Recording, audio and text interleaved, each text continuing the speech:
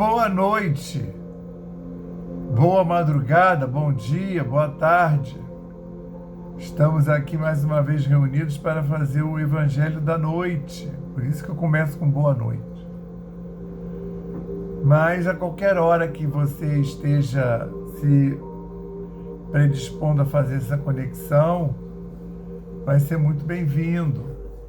Você vai participar da forma, do modo ampliado desse Evangelho da Noite, que originalmente era feito no Salão Jordão do Amor, da Aliança da Fraternidade, e agora tem essa forma ampliada, transformando todos os nossos lares nesse salão ampliado do Jordão do Amor, possibilitando que essa luz do Cristo, através da falange de São Francisco de Assis, que é o patrono da casa, possa brindar e blindar os nossos lares com a presença santificada desses espíritos benfazejos. E então vamos iniciar fazendo aquela leitura da nossa página que vai harmonizar os nossos pensamentos e torná-los mais colimados com as altas esferas de luz dos trabalhadores do Evangelho da Noite e desses maravilhosos mensageiros espirituais que trazem até nós essas vibrações. Então vamos ler uma página do Pão Nosso e a lição 10, Sentimentos Fraternos. Quanto, porém, à caridade fraternal, não necessitais de que vos escreva, visto que vós mesmos estáis instruídos por Deus, que vos ameis uns aos outros. Paulo, na sua primeira carta aos Tessalonicenses, capítulo 4, versículo 9. Forte contrassenso de desorganização à contribuição humana no divino ofício do cristianismo é o impulso sectário que atormenta enormes fileiras de seus seguidores. Mais reflexão, mais ouvidos ao ensinamento de Jesus, e essas batalhas injustificáveis estariam para sempre apagadas. Ainda hoje,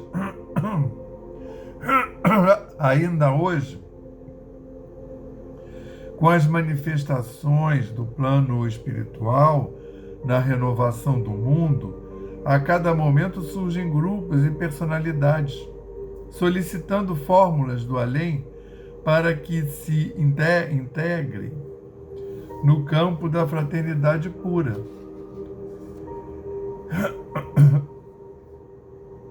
Que esperam, entretanto, os companheiros esclarecidos para serem efetivamente irmãos um dos outros. Muita gente se esquece de que a solidariedade legítima escasseia nos ambientes onde é reduzido o espírito de serviço e onde sobra a preocupação de criticar. Instituições notáveis são conduzidas à perturbação e ao extermínio, em vista da ausência do auxílio mútuo no terreno da compreensão, do trabalho e da boa vontade. Falta de assistência? Não. Toda obra honesta e generosa repercute nos planos mais altos, conquistando cooperadores abnegados. Quando se verifique a invasão da desarmonia, nos institutos do bem que os agentes humanos acusem a si mesmos pela defecção nos compromissos assumidos ou pela indiferença ao ato de servir, e que ninguém peça ao céu determinadas receitas de fraternidade, porque a fórmula sagrada é imutável, permanece conosco no amai-vos uns aos outros, graças a Deus e graças ao Cristo de Deus e graças ao Espírito Santo de Deus. Graças ao nosso patrono São Francisco de Assis e sua falange maravilhosa, graças às egrégoras da Aliança da Fraternidade do Evangelho da Noite e graças aos nossos guias e protetores espirituais, estamos aqui mais uma vez aos pés do Cristo, pedindo a permissão para fazermos hoje, realizarmos o culto do Evangelho da noite de hoje, que é o dia 18 de julho de 2024. Então nós queremos agradecer toda a semana que recebemos, desde a última vez que estivemos reunidos, agradecer ao amável convite e por termos efetivamente podido comparecer ao Ágape Divino, que é esse culto realizado em nossos lares.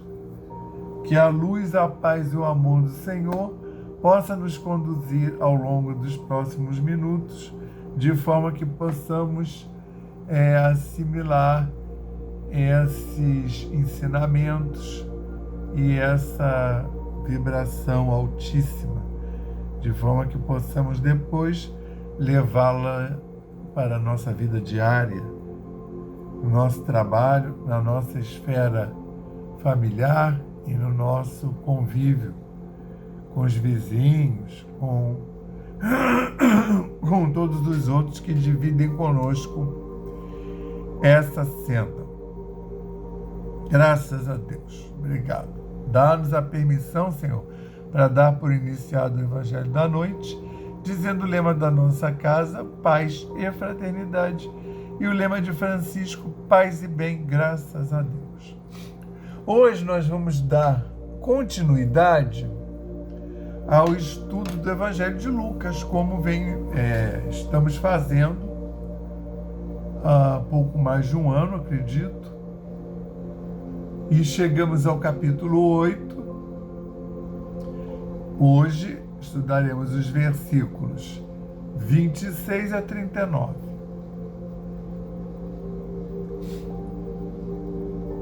E é a famosa passagem do obsidiado de Gerasa.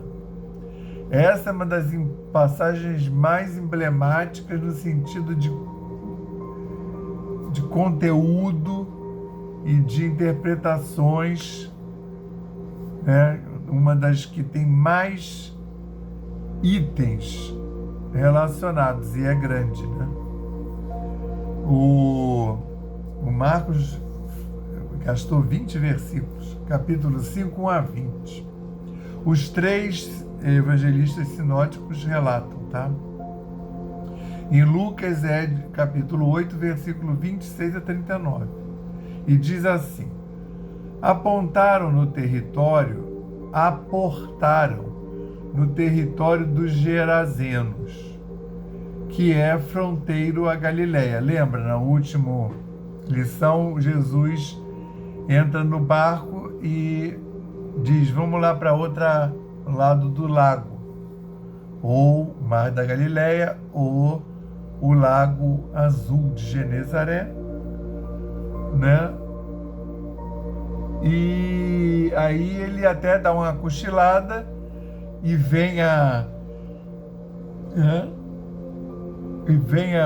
ventania e as águas ficam revoltosas, eles quase naufragam.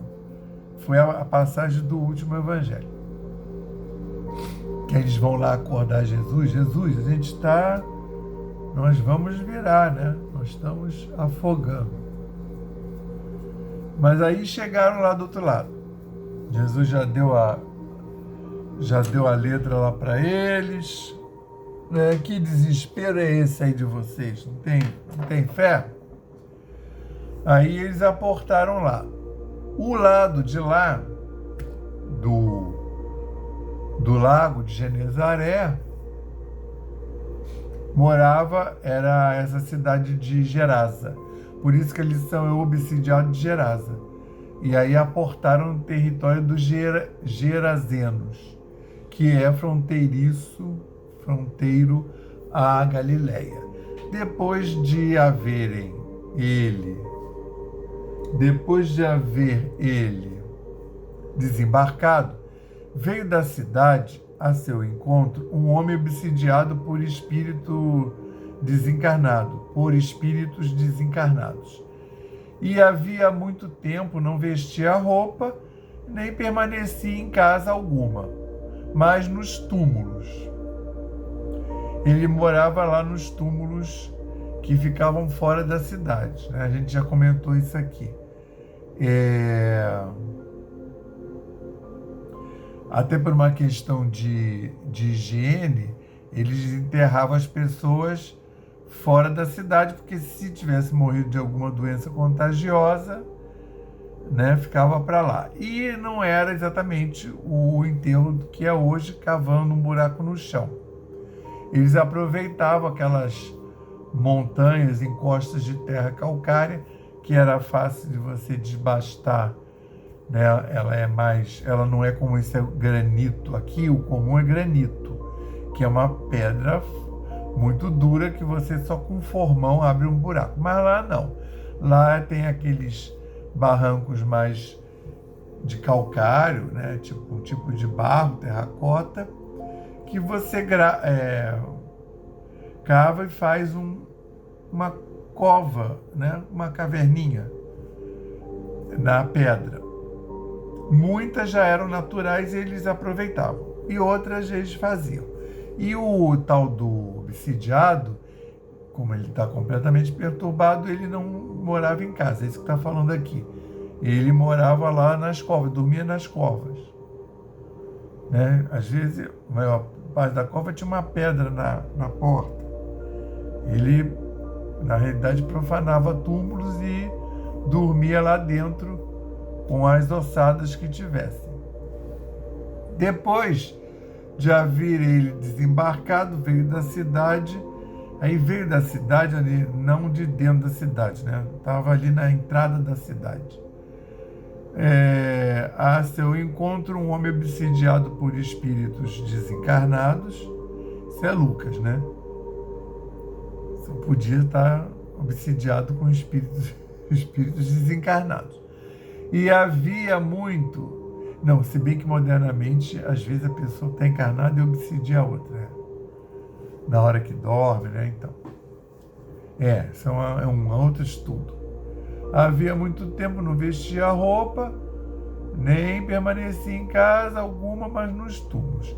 Vendo a Jesus e gritando, caiu-lhe aos pés e disse em voz alta, entre aspas, que importa a mim e a ti, Jesus, Filho do Deus Altíssimo, rogo-te que não me atormentes.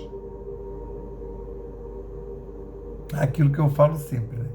Esses obsidiados aí dessa época,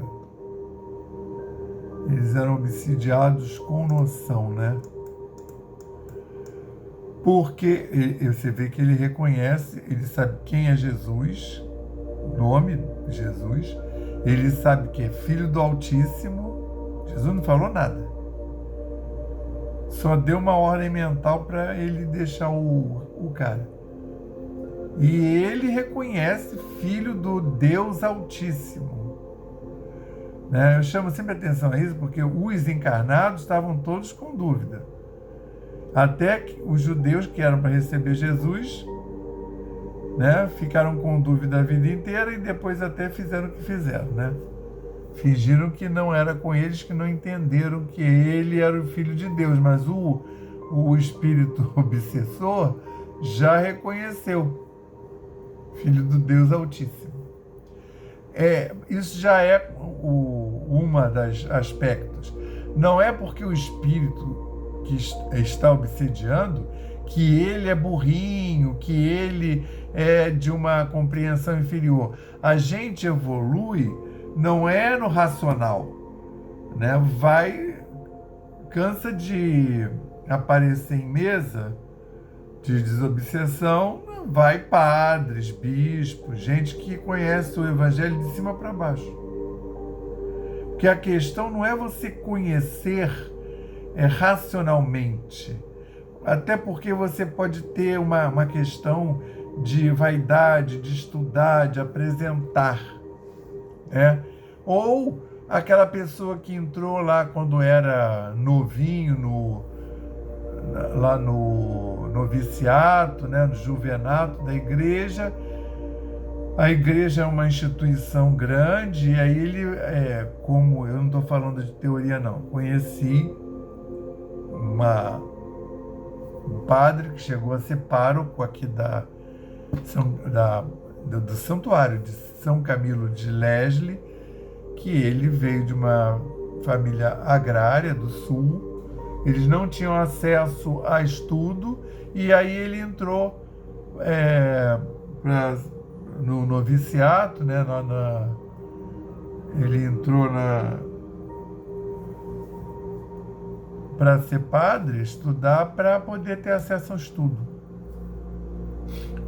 E aí ele fez graduação, depois ele fez até, se não me engano, psicologia, fez psicanálise, ele era psicanalista. E depois ele pediu baixa por uma questão mesmo de ética e moral. Ele pediu baixa, constituiu família, teve filhos, isso já com 50 anos. Mas então é o que acontece. Então, mas assim, ele teve consciência e foi viver a vida. Mas muitos ficam lá e não tem aquele fervor, que nem era o caso dele, não. Exatamente porque ele tinha um fervor, é que ele foi honesto, continuou sendo católico, professante, mas deixou a questão de ser padre. E aí muitos ficam, então não tem aquele fervor, aquela efetividade da conexão, isso que a gente está fazendo aqui, realmente se dirigir às camadas superiores da vida, realmente fazer essa conexão, pelo menos tentar, pedir auxílio aos seus guias e protetores espirituais, entendem? Para poder fazer conexão, receber esse aporte de luz. Então, ele fala, o espírito se prostra aos pés dele, olha o obsessor. Vendo a Jesus e gritando, caiu-lhe aos pés e disse em voz alta: que importa a mim e a ti, filho de Jesus? E a ti, Jesus, filho do Deus Altíssimo, rogo-te que não me atormentes. O Jesus é que vai atormentar o espírito obsessor. Mas assim, não, na verdade, ele deveria falar: não nos incomode. Vocês vão ver. Porque Jesus ordenara, olha isso, porque Jesus ordenara ao espírito não purificado que saísse do homem. Mas assim, não tem nenhum momento que relatou em nenhum dos três evangelistas. Jesus ordenara em pensamento. Por isso que ele já estava respondendo em voz alta. Jesus ordenara que deixasse o homem, pois muitos, posto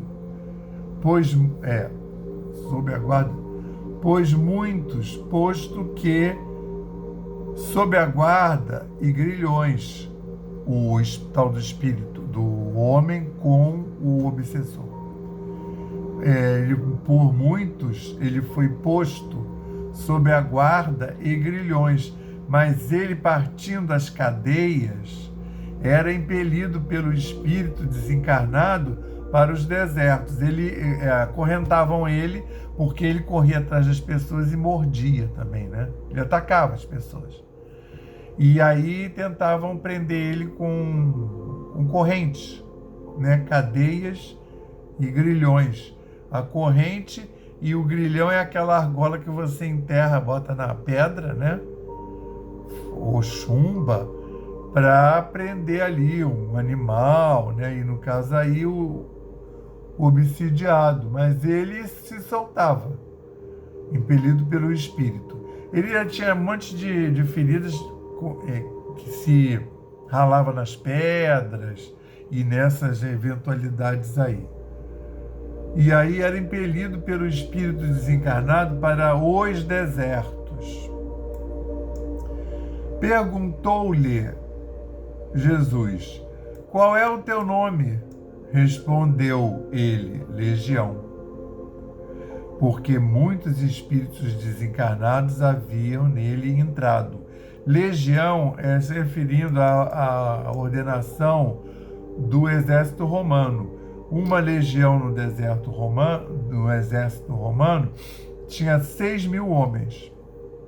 Legião. Porque muitos espíritos desencarnados haviam nele. Quer dizer, não quer dizer que houvessem 6.000, mas muitos. Estes lhe suplicaram,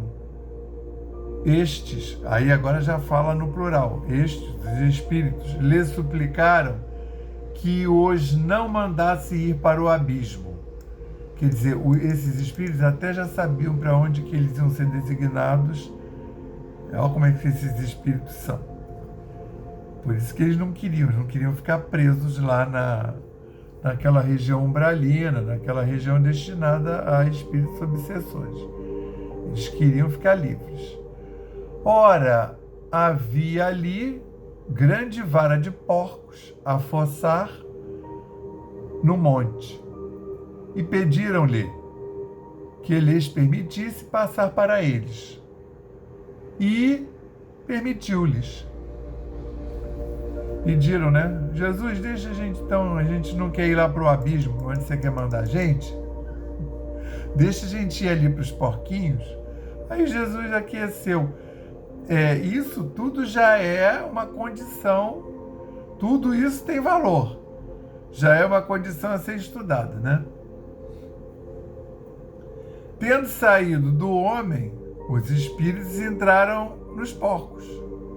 E a vara precipitou-se pelo declive no lago e afogou-se. Quando os guarda-porcos viram o que havia acontecido, fugiram e contaram na cidade e nos campos. É claro, né? Porque eles estavam... aqui não diz, mas em Marcos diz que a vara tinha 2.000 porcos. E os caras, e tinha um pessoal que estava pastoreando lá os porcos. Aí os porcos desceram o monte onde eles estavam comendo e se jogaram lá no Mar da Galileia e morreram. Aí os guarda-porcos ficaram desesperados e correram lá para a cidade. Quando os guarda-porcos viram o que havia acontecido, fugiram, primeiro fugiram de medo mesmo, né? E contaram na cidade e nos campos. Porque eles iam ter que dar conta dos 2.000 porcos. Aí os donos iam falar, ué, mas vocês não estavam aí tomando conta? O que aconteceu? Então, subiu o povo para ver o que tinha passado. O povo da tal da cidade, né? Parece que eram uns 2 quilômetros. Dali da entrada da cidade até o centro da cidade. Aí ele foi lá correndo. Aí contou, e o povo Então saiu o povo, veio o povo da cidade para ver o que se tinha passado.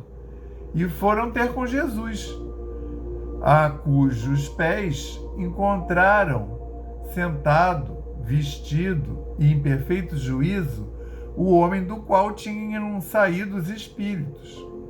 E ficaram com medo. Os que haviam visto contaram-lhes de que modo se libertara o obsidiado. E o povo da região circunstante, dos Gerazenos, rogou-lhe que se retirasse deles, pois estavam assustados, com grande medo. E tendo Jesus entrado no barco, voltou. E tendo Jesus entrado no barco para voltar, né? Então, o povo da região circunstante, das outras aldeias próximas, porque nisso o negócio já se espalhou, né? Não precisa nem dizer. Aí eles vieram ver. Aí, circunstante aos Gerazenos, rogou-lhe que se retirasse deles. Rogou a Jesus. Olha só, já estamos aqui com prejuízo de 2.000 porcos, porque esses 2.000 porcos serviam provavelmente não só a essa cidade, mas às aldeias próximas, né? Então, assim, olha só, retire-se. Já temos aqui um prejuízo de 2.000 porcos. Tá bom, né? E rogou-lhe que se retirasse deles, pois estavam assustados, com grande medo. E tendo Jesus entrado no barco para voltar, né? Mas o homem de quem tinham saído os espíritos suplicava-lhe que o deixasse acompanhá-lo. Jesus, porém, despediu-o, dizendo: volta para tua casa, entre aspas, isso foi o que Jesus falou para ele. Volta para tua casa e conta quão grandes coisas Deus te fez. E o homem partiu, contando por toda a cidade tudo o que lhe fizera Jesus. No Marcos, e ele se foi a divulgar em Decápole tudo o que lhe havia feito Jesus, e todos ficaram admirados. Então ele não contou só na cidade, não.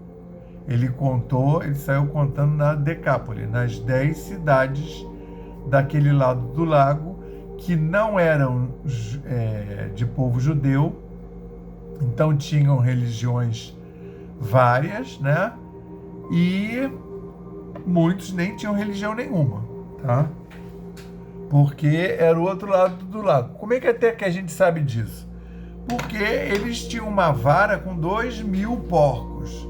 É lógico que não eram judeus. Judeus não podem comer porco.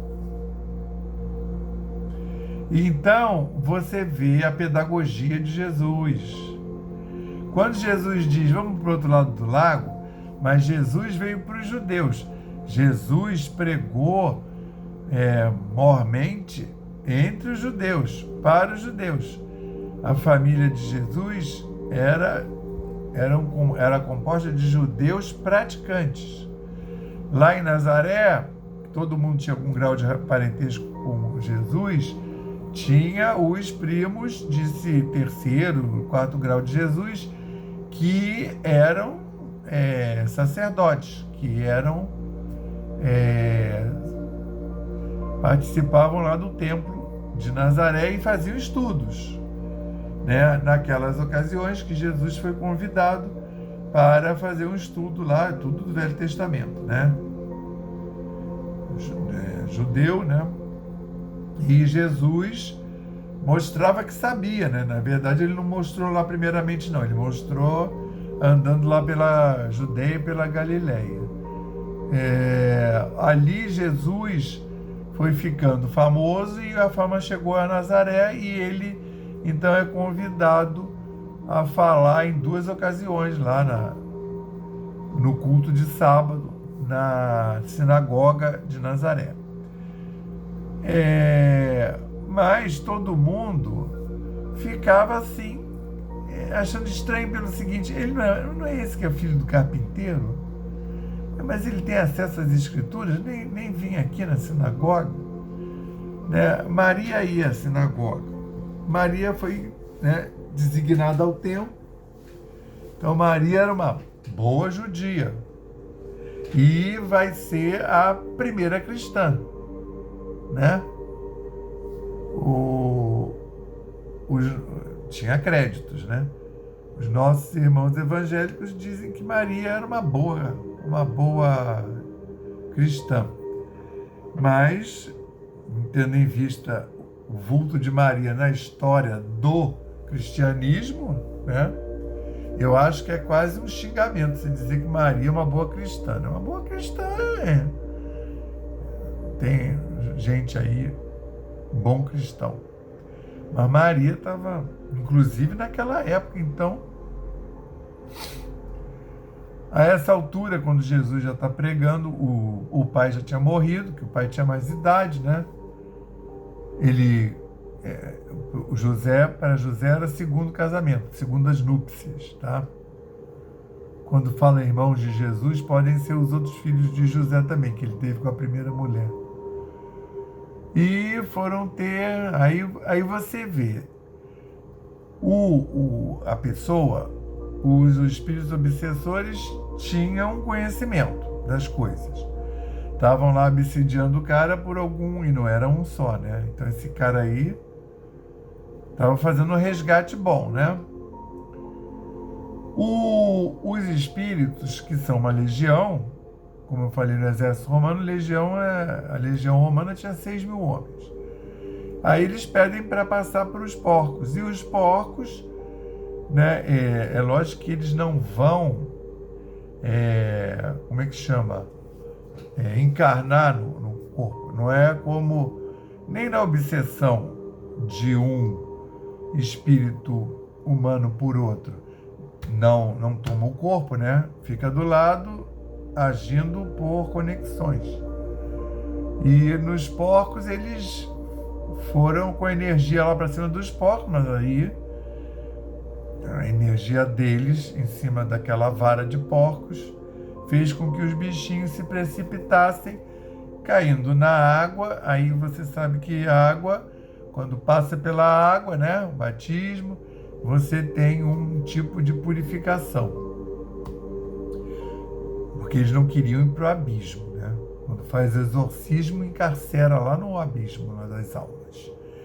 E aí, o homem que restou, sem estar com os espíritos obsessores, ele reconheceu, ele também é uma pessoa que fez mal no passado, estava resgatando ali, mas ele queria seguir Jesus. Aquilo que eu falo, tinha Jesus, os apóstolos, que foram os escolhidos, querem dizer mensageiros, e tinha os discípulos, né? Esse homem, ele não deixa de ter virado um discípulo, porque o Jesus fala: olha, é melhor que você fique aqui, nesse lugar que não é de judeu, e você então, e ele se foi a divulgar em Decápole tudo o que lhe havia feito Jesus, e todos ficaram admirados. Então era essa a função dele.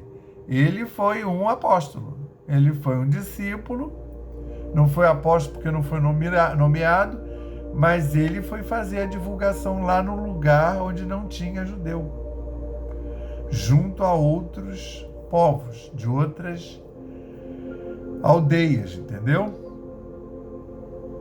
E aí você vê bem, né? E esse povo das cidades, né, que veio ver Jesus, viu os porcos, viu o homem que estava curado, parecia uma outra pessoa, já vestido, e aí eles olham para Jesus e falam: retire-se, né? A gente já teve prejuízo demais. Aí a gente também vai entender que o homem ficava lá na entrada de Gerasa, com essa legião de espíritos. E aí, quando chega Jesus, na verdade eles optaram entre Jesus e a legião de obsessores. E eles ficaram com os obsessores. Eles botaram Jesus para correr. Pensa bem nisso. Retire-se. Queriam nem ouvir falar. Isso é muito sério. Porque, de repente, essa é a nossa posição no mundo, né? Quantas vezes a gente escolhe o lado errado? Quantas vezes a gente põe Jesus para correr? Porque depois é o que vai fazer os sumos sacerdotes e as pessoas da sinagoga, quando entregam Jesus na mão de Herodes, e Herodes vai fazer sem muita convicção, né? Mas é instigado pelo povo da sinagoga. Então é para a gente refletir essa mensagem linda dessa passagem. Hoje nós vamos fazer a nosso passe e eu vou falar uma oração que remete àquele mantra que eu costumo ler, porque aconteceu alguma coisa com o arquivo e eu não consigo abrir o arquivo que tem o mantra do passe, tá? Então eu vou fazer uma oração que remete àquele mantra e aí vocês vão acompanhar, se colocar de maneira confortável na cadeira e vão sintonizar nessa oração e sintonizar com seus guias e protetores espirituais e com a falange de Francisco de Assis, de forma a receber o passe fluídico terápico das mãos da espiritualidade. Então nós vamos sintonizar mais uma vez em Jesus Cristo, no nosso patrono São Francisco de Assis e na sua falange de trabalhadores, assim como nos nossos guias e protetores e espíritos guardiões que tantos nos envolvem e zelam por nós para trazer até nós esse bálsamo curativo, que é o bálsamo necessário para fazer a nossa reconstituição, a nossa reharmonização, a nossa reenergização. Que essa equipe, a egrégora do Evangelho da Noite e da Aliança da Fraternidade, possa trazer até nós essas vibrações das quais necessitamos tanto. Que nós possamos, Senhor, ter os nossos lares visitados por essa equipe de trabalhadores do Evangelho da Noite e dessas egrégoras com as quais estamos fazendo contato, estamos solicitando o amparo e a limpeza dos nossos diversos corpos, que no Evangelho são referidos como templos, se recolher aos templos, que são os nossos corpos, e também, Senhor Jesus, nos envolver, nos amparar e nos conduzir, de forma que possamos construir acertadamente a nossa senda, fazer ditoso o nosso caminho. Claro que com o auxílio dessa espiritualidade maravilhosa, que possam, Senhor, também fazer a reconstituição do nosso lar físico e espiritual, reconstituição e sanitização. Abranja ainda todos aqueles que estão no raio de alcance desse culto e que todos sejam abundantemente abençoados. Graças a Deus. Graças a Deus, graças ao Espírito Santo de Deus e graças ao Cristo de Deus. Graças ao nosso patrono São Francisco de Assis e a sua falange bendita, graças às egrégoras do Evangelho da Noite e da Aliança da Fraternidade, e todos esses nossos guias e protetores espirituais, podemos realizar esse verdadeiro banquete espiritual, contando com a visita de todas essas equipes altíssimas, a visita às nossas casas, na medida que estávamos com nossas portas e janelas abertas para receber esses benfeitores espirituais, que eles tenham podido agir de forma ditosa, nos reenergizando e reharmonizando, removendo os possíveis miasmas e abençoando as nossas mentes e nossos corações para que possamos agir da maneira mais correta, para que possamos levar, Senhor, para o nosso dia a dia e os lugares onde transitamos essas vibrações, essa possibilidade da atuação da equipe espiritual. Senhor Jesus Cristo, envolve-nos abundantemente.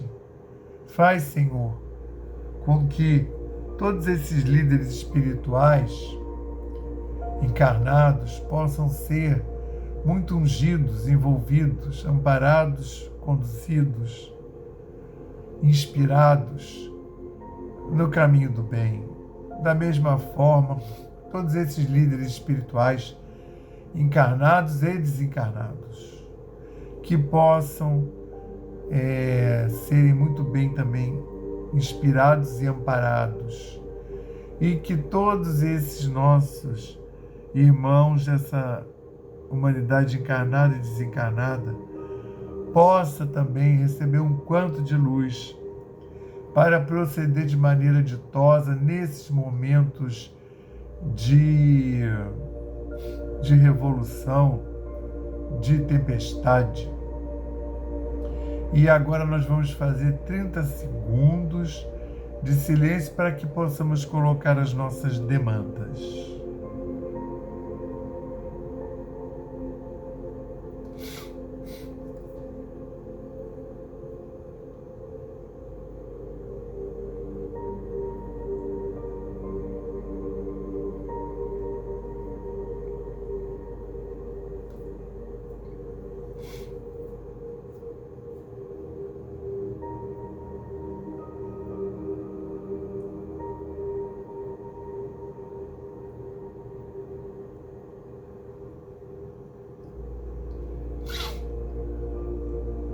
Graças a Deus, queremos agradecer mais essa oportunidade de realização desse culto e pedir a permissão para dar por encerrado, dizendo o lema da nossa casa: paz e fraternidade, e o lema de Francisco: paz e bem. Que tenhamos todos uma semana abençoada, cheia de benesses e de acontecimentos ditosos, graças a Deus.